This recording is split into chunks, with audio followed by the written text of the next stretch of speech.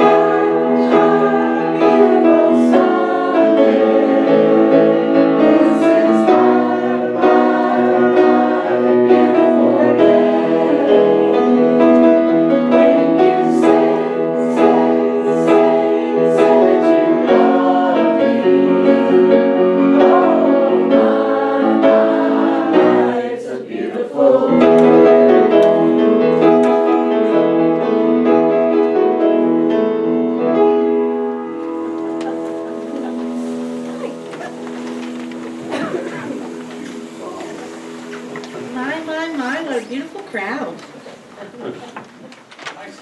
You all are gorgeous, yes, and you sound fabulous. Good morning, welcome to everyone. Do we have anybody new today celebrating with us for the first time? I'm scanning. Nope, everyone looks familiar. Please take this moment to turn off or silence your cell phone. Come on, I know you've got them on. Thank you, thank you, thank you. Our guest musician today is not really a guest, it's our own special, talented, lovely Wendy. Welcome. And our reader today, at Walnut Reader is our own special, lovely, fabulous Pam. She'll be coming up here in just a moment. All right, have all the cell phones silenced? All right.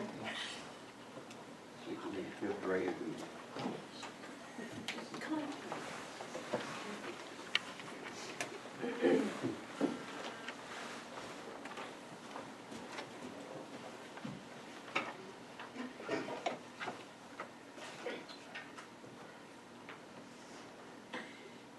Okay, this is about accepting change.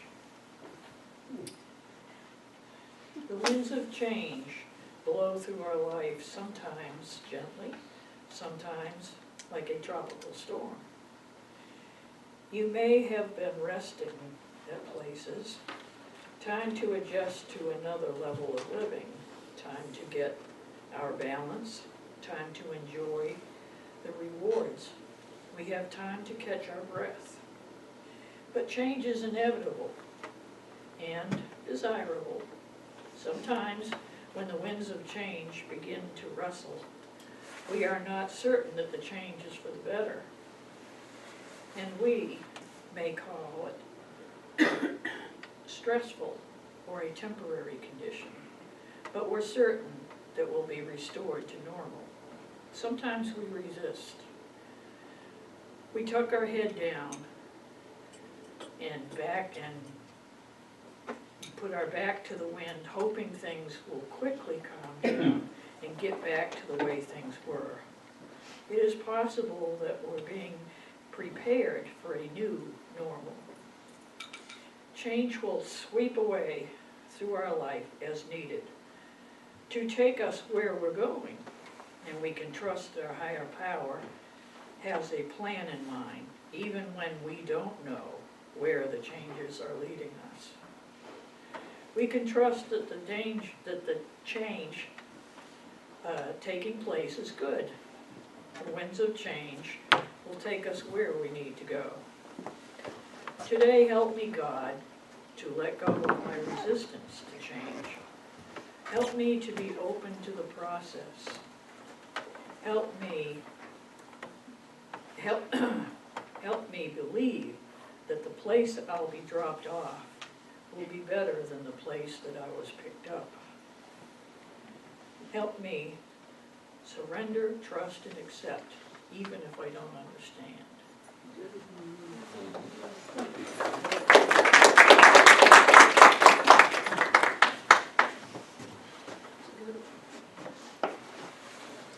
Thank you, Pam.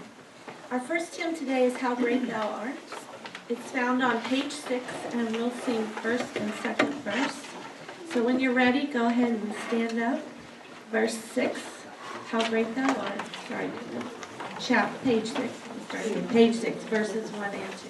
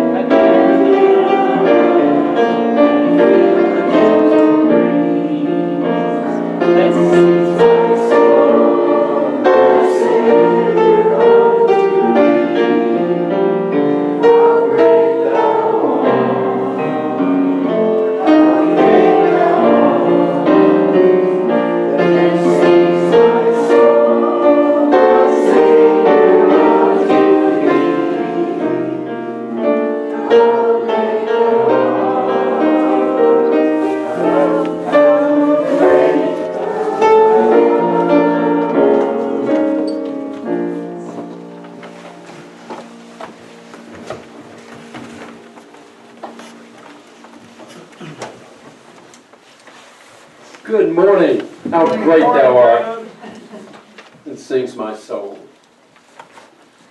Today our Bible verse is going to be Isaiah 30:21. It's about hearing God. We have spoken before in here about hearing God's voice.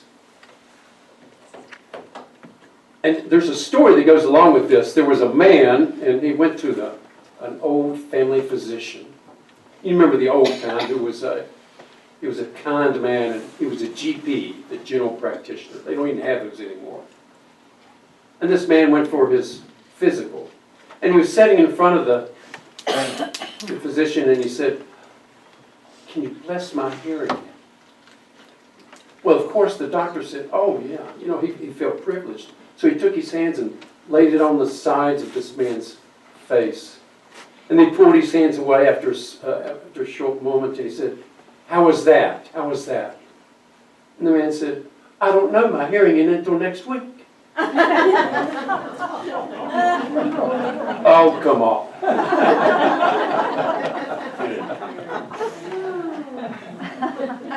Isaiah 30:21. "And your ears shall hear a word behind you saying, 'This is the way, walk in it. Turn to the right and turn to the left.'"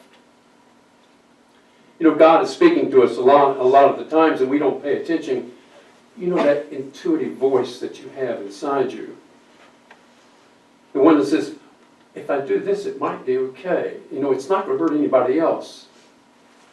That intuitive voice that says, "You know, this could go okay. This is all right. This is what I should do." And too often we ignore this.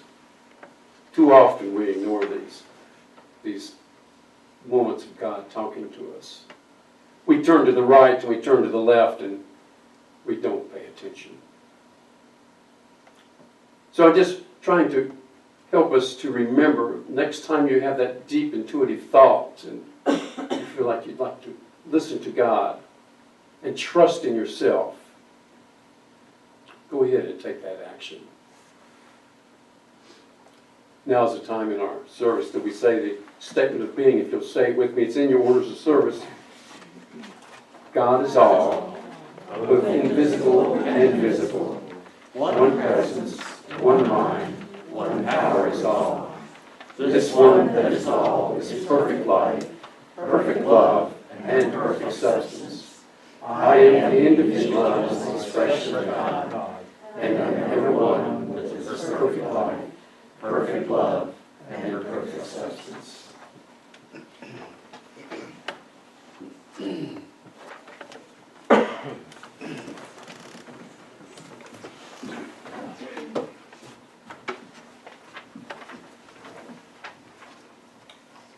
We're going to try a song here we're going to introduce to everyone as a possible hymn for the church to do, if everybody likes it.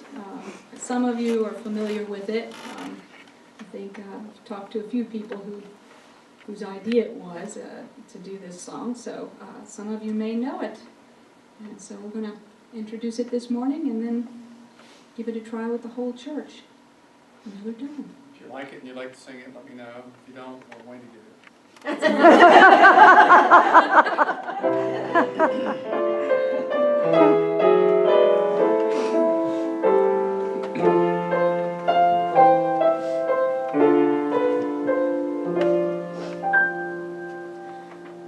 Why should I feel discouraged?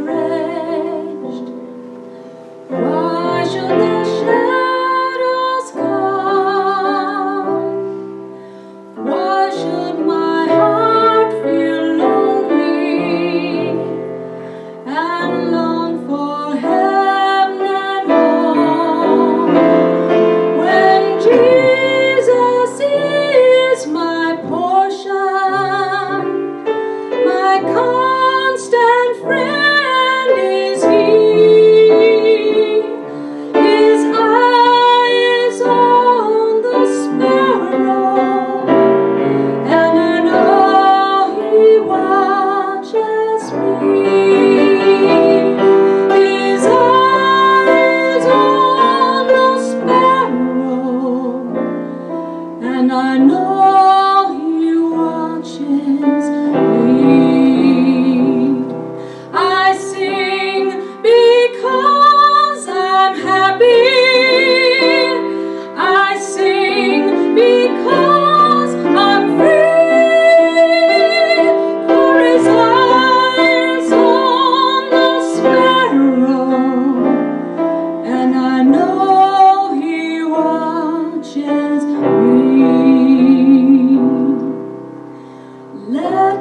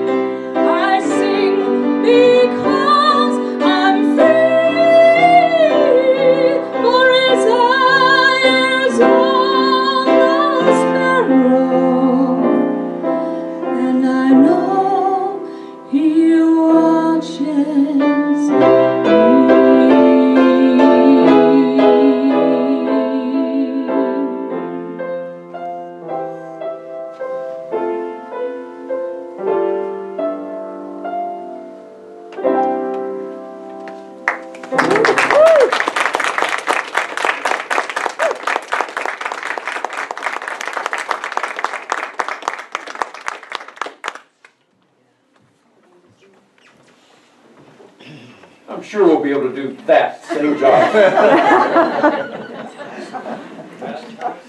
Yeah. Now's the time for our healing meditation. If you'll get relaxed in your seat and try to clear your mind from all the troubles of the day.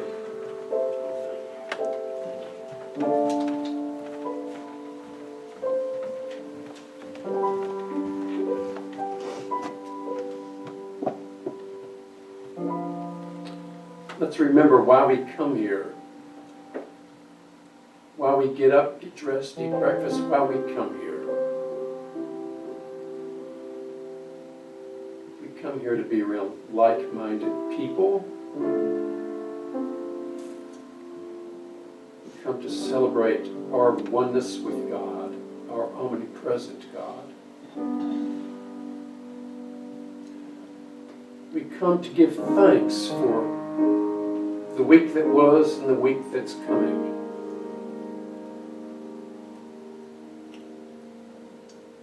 We come because we know we live in the moment also.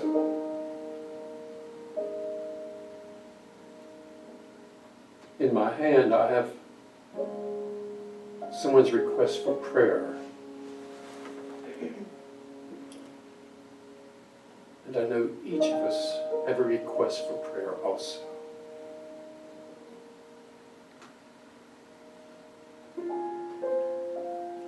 Jesus said, "Come to me. Give me your burden, and I will carry it. I am gentle and humble, and you will find rest for your soul."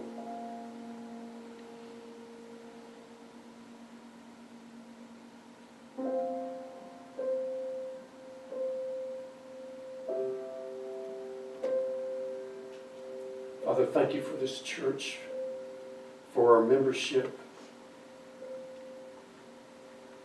We are like a school of children learning, and you're our master teacher.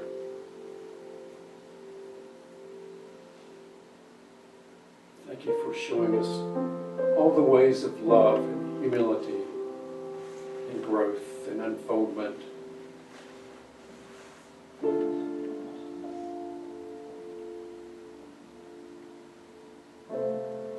In these next 90 seconds, I will allow you to, if you wish,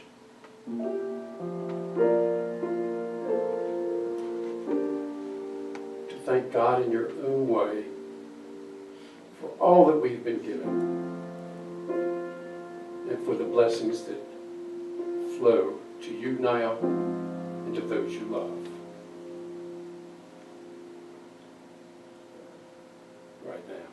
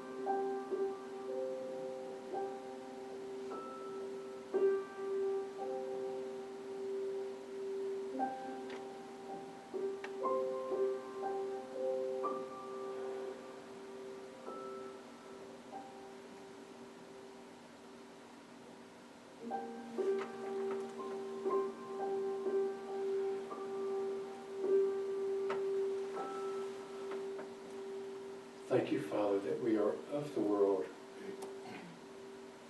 but not of the world. For the countless blessings, we thank you.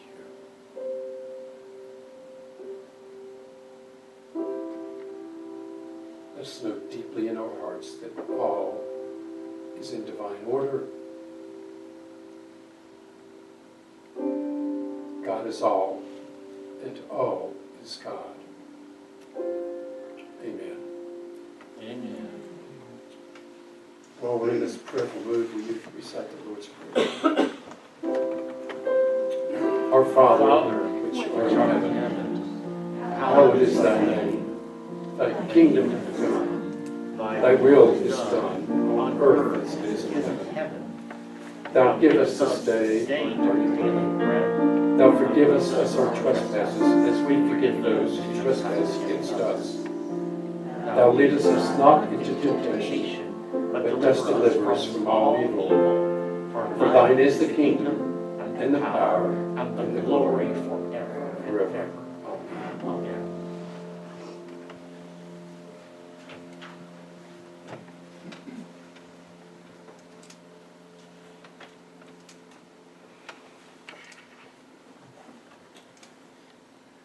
It was serendipitously, Pam spoke about change this morning. And that's a little one I want to touch on today, change. Often I hear people say to me, it is what it is. It is what it is. That's not my favorite statement. I really don't like hearing that. You know, they talk about the political parties, the Republicans don't talk to the Democrats and vice versa. But, you know, it's just is what it is. And the permafrost in Greenland is melting as well as in Siberia. Oh, but it is what it is. I just don't like that. What I want to talk to you today about is letting go and letting God. Change. Letting go and letting God. In Luke 22, Jesus said, Father, if it is your will, take this cup from me. May your will be done. Let go. Let God. In Matthew, there's a passage there that talks about how God takes care of the fowl in the air even. You know, Jesus says the birds, they don't sow or reap. They don't store goods in a house or barn, yet your Father feeds them. Let go, let God. When we were talking about birds, and it reminded me, one of my favorite birds is the albatross. There's 21 different species. You can find them in the South Pacific and even up into Alaska. These are amazing birds. They have a wingspan, the largest bird in the world. They have a wingspan of 11 feet 4 inches, almost 12 feet. You ought to watch when they're young. You can look on YouTube and watch the young trying to take off. It takes them forever. They can't flap all that wing. They don't have the muscle for that. 11 feet 4 inches. And the interesting thing about the albatross is once they do finally get off land and they position themselves into the wind blowing in on them, and they finally lift up, they don't return to land for 4 or 5 years. They're seabirds. Let go, let God. They're out there, out in the sea. You know, that doesn't mean they fly all the time. They do land, but when they land on the surface of the seas, on the oceans. Great smellers. They have a great smell. They can smell fish from high in the air. And an interesting thing to note about them also is with one flap of their wing, they can sail for over 100 miles. Engineers today are trying to look at them and trying to go, how can they do this? And trying to replicate this so that they can help improve our flight also. They also lived to be about 60 or 70 years old. There was one tagged years ago, and they ran across her again in 2013. At this age, she was 63 years old. And they have a name for her. They call her Wisdom. And she was still birthing chicks at age 63.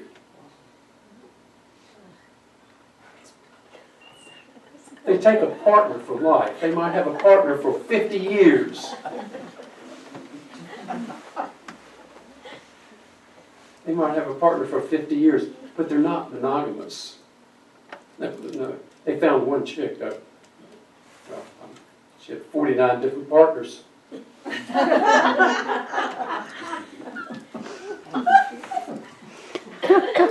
Prince Charles is one of their spokespersons. When he was serving in the Royal Navy, the albatross likes to follow ships, and he became entranced with them. And so in 2009, he set up a fund for the albatross. He really likes these birds. Let go, let God. If they can do so well, from starting such a gangly way, well, it just seems like we should be able to too. Let go, let God. I was looking at what mental health professionals say about letting go and letting God, and some of the reasons why we do not do very well at that. One of the things and there's 3 or 4, one of them is when people say, just let it go, man. Just let it go. Not all things are supposed to work out. Just let it go. That's easier said than done. It has been for me. And 2 of the mental health professionals, they like to talk about the 4 stages of grief. And they say, well, letting go, letting God, and not being able to do that is really in the bargaining stage. You know, where you're saying, well, if I had just done this, or if I had said this, it would be all different. Or if the situation or circumstance had been just a little bit different, it would have worked out entirely different. We still have to let go, let God. One of the things that mental health professionals point out to us is that we have a tendency to want people to live the way we think they should. You know, my son, I think you should go to college, get a job, and then wait a few years, and then get married, and a few years after that, have children. That's the way it's done. We want to live their lives for them, don't we?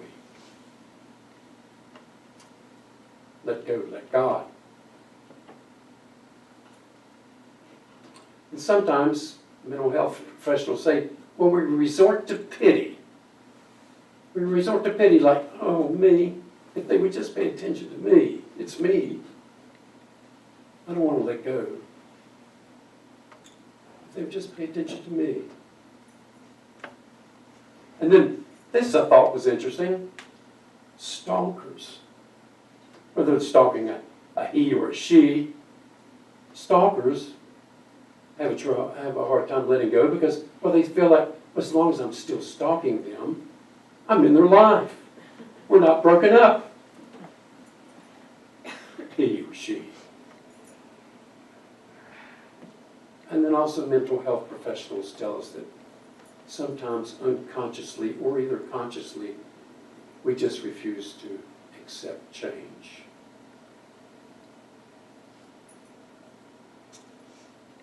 We just refuse to accept change. Let go, let God. You won't hear this from many speakers, but I'm going to tell you something right now. If you want to, you can just forget everything I've just said. You can move it to the side of your mind. You can just place it over here, because I want to talk just a little bit deeper with you. You know, that pearl in the oyster, the meat on the bone. I want to go just a little bit deeper. Let go, let God. 1892 to 1971 was the lifetime of Roland Beer. He was of German descent, lived in New York, very bright man, went to Yale University, got his master's, entered the theology seminary. Met his wife there at Yale also, and he published many books. He was back in the 1919s and 1920s, he was a socialist in his beliefs. And he was supposedly a very powerful speaker. In 1928, when he took one of his first churches, when he first came to the church, there were 66 members. And over a course of just a few years, there were 700. He was supposedly a very powerful speaker. In 1964, he was awarded the Congressional Medal of Freedom. Later in life, when World War II came, his socialistic views went out the window, and he became more interested in democracy, and he would write about democracy, how it meant to him, and how he felt that democracy was the way to live. He wrote a lot of books, but his greatest contribution, I think his greatest contribution to us is in 1943. He wrote a prayer, he gave a sermon, and the prayer is, God grant me the serenity to accept the things I cannot change, courage to change the things I can, and the wisdom to know the difference. That's it. Let go, let God. That's it. That's the whole thing. The whole ball of wax. He wrote this in 1943. Let me go through that again one more time, a little slower. God grant me the serenity to accept the things I cannot change, the courage to change the things I can, and the wisdom to know the difference.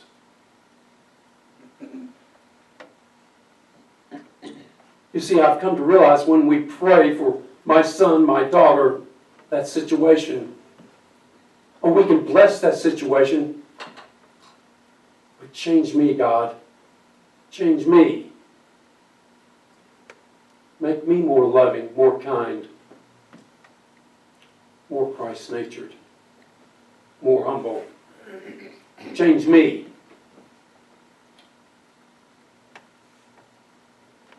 In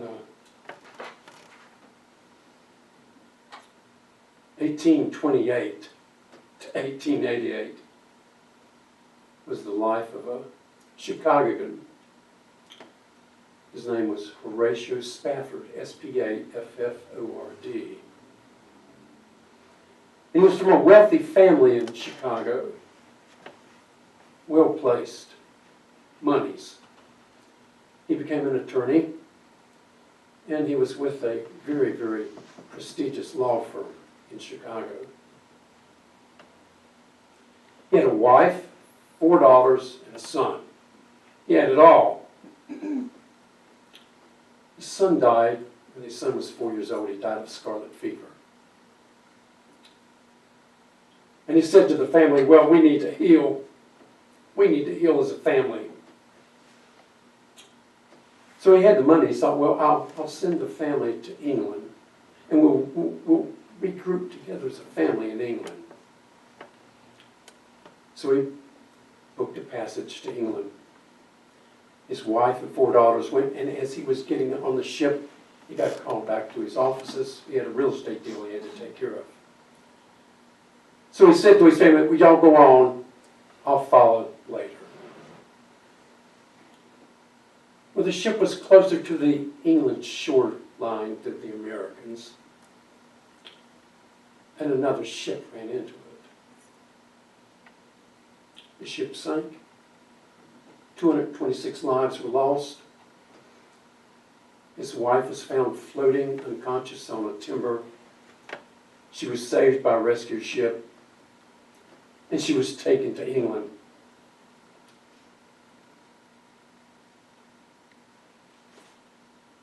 And she telegraphed him, and she's here. You can still see the telegraph today. They've archived it. It says, "Stand alone. What do I do now?" She's lost everything. Her daughters didn't make it. Stand alone. What do I do now? Well, he got the telegram. Horatio did. Booked passage to England to go pick his wife up. And as it was sailing across the Atlantic, the captain drew him aside as they got closer and closer to England. He said, "This is the spot where the ship went down. This is where you lost your $4. And Horatio could do nothing but go into his stateroom and he penned these words: "It is well in my soul." When peace flows like a river, attendeth my way. When sorrows like the sea billows roll, whatsoever my lot, thou hast taught me to say, it is well in my soul. Let go, let God, that's it. It is well in my soul. Beloved, what I want you to know is when you pray, "God, bless my son, bless my daughter, bless this situation," but God, change me. Change me. So I can say, it is well in my soul. Will you go with him? Father, thank you for the service. Thank you for Pam's reading about change. Help me and others learn to let go, let God, and to always say, it is well in my soul. Amen.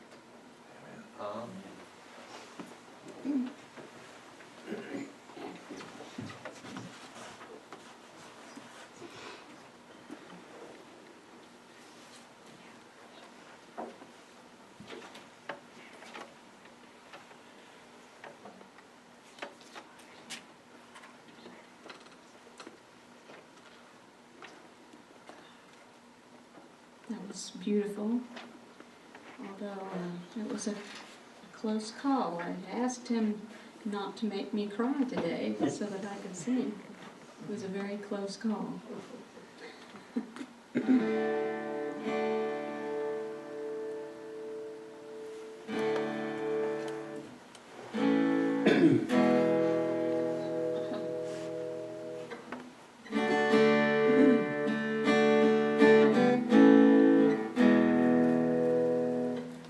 Though times it seems like I'm coming undone, this walk can often feel lonely. No matter what, until this race is won, I will stand my ground where hope can be found. I will stand my ground where hope can be found.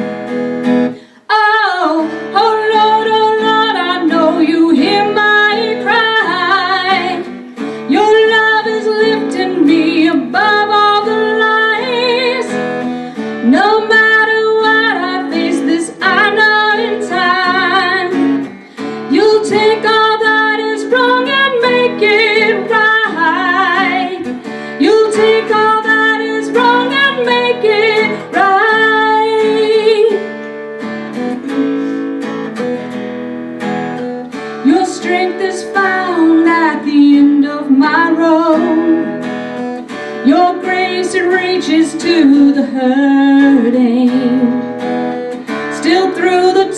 lies and the questioning why. I will stand my ground where hope can be found. I will stand my ground where hope can be found.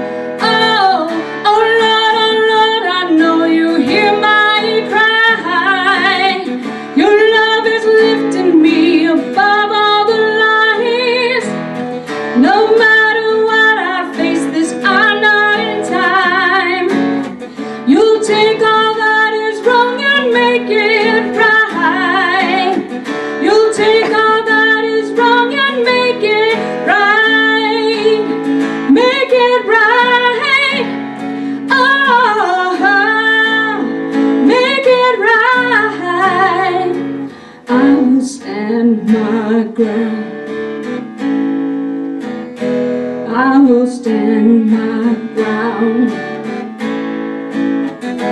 I will stand my ground where hope can be found. I will stand my ground where hope can be found. Oh, oh Lord, I know you hear my cry. Your love is lifting me above all the lies. No matter what I face this, I know in time you'll take all that is wrong and make it right. You'll take all that is wrong and make it right. Make it right. Oh, make it right.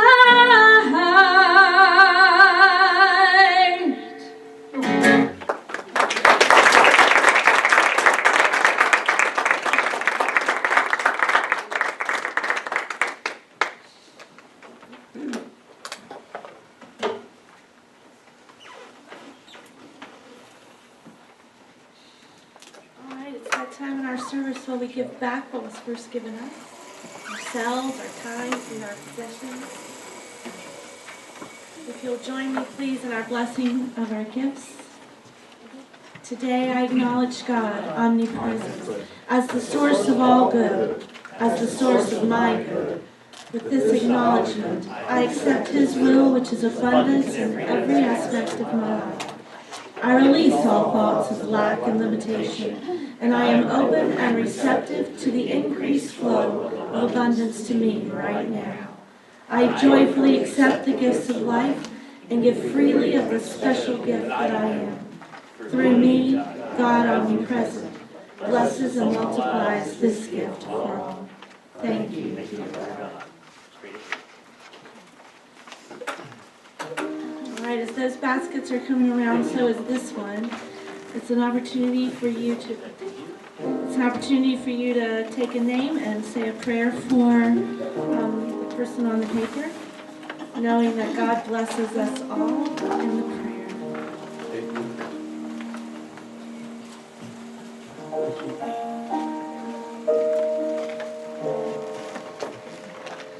All right, take this beautiful moment to thank someone around you for the special gift that they are. Nancy, see you tomorrow night. Thank you, honey. You are. You're back.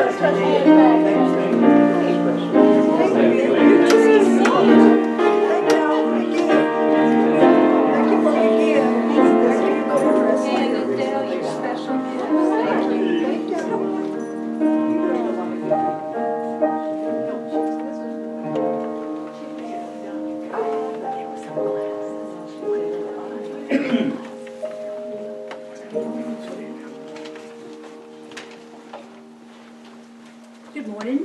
Good morning, James. Okay, since we were not here last week, we'll have to do Birthday Sunday today. So we will do that. The February birthdays are Ann, Angie, and Cindy, and they're all here today. So let's sing Happy Birthday.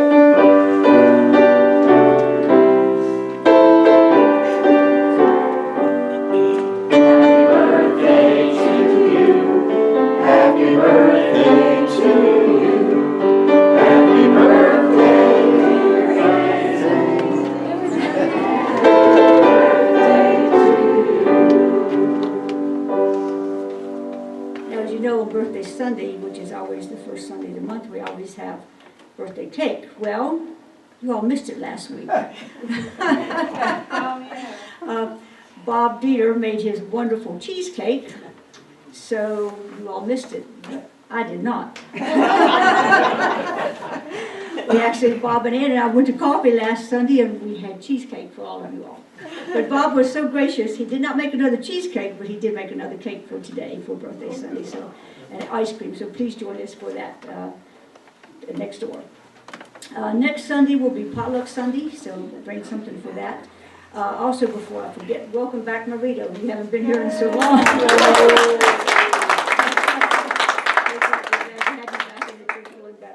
And Eddie is doing okay. I see. Okay. Okay. Well, we'll still keep you in my prayer. There's a board meeting tomorrow night at 4 o'clock. Tomorrow evening at 4 o'clock. It starts at 4 p.m. on the dot. Next Saturday evening, we will have our Valentine's party. I know it's after Valentine's, but that's okay. We have some, the events people have some good things going on, as they always. You all need to really thank the events people, because they put a lot of effort into this and time, and so for everything that we do, they try to do something different. Also, Kerry Rutledge had told us the other week that he will come sing for us for the Valentine's party, so that will be a little treat for us. So it'll be at 6:30. You bring a snack and whatever you want to drink, and we'll have some fun, like we always do. Let's see. I think, the flowers today are for the church. It's for Valentine's, so everybody take one and enjoy it. And let's see. I think that's all I had. It seems like I was missing. Oh, thank you for the soup. Today's the last day that I'm collecting soup for the seniors. I'll be taking it down tomorrow. So if you didn't get it here today and you want to bring it this afternoon, that's fine. But I'll be taking it tomorrow. So thank everybody for doing the soup and crackers or whatever you bought for the senior citizens. As you know, we try to do something for the community all year long. So we do that, and we do other things, and we're also still collecting stuff for the snacker pack for the elementary school next door. So anything that you can do when we do these community things, I'm all about doing things in the community, especially right here close to us, so that people know who we are. So, did you have anything, Marita? One thing. I could see you sitting there like you. Like, I wanted to thank you all for calls and cards and prayers, and for both Eddie and myself. That was so kind of you. I really was touched and encouraged, and I knew those prayers were coming and taking care of things for me. And one other thing, there's a concert this afternoon at 3 o'clock, and I have an extra ticket. If anybody would like to go, I'd love to have them come with me. So think about it and talk to me, okay? Thank you. Thank you. And one last thing, we have Valentine candy for sale. As you know, last year they made candy bars. Ann and Martha made candy bars, and also Ann made some little boxes of candy. They're $2, so that's one of our fundraisers. We've already made about $150 on it. So buy the rest of that candy so we don't have to save it for another day. So, okay, thanks. Yeah, really.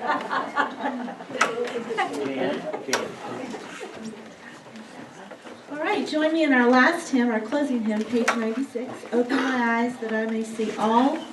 That's page 96, and we will sing all 3 verses. So rise when you're ready, page 96, all 3 verses. Open my eyes that I may see.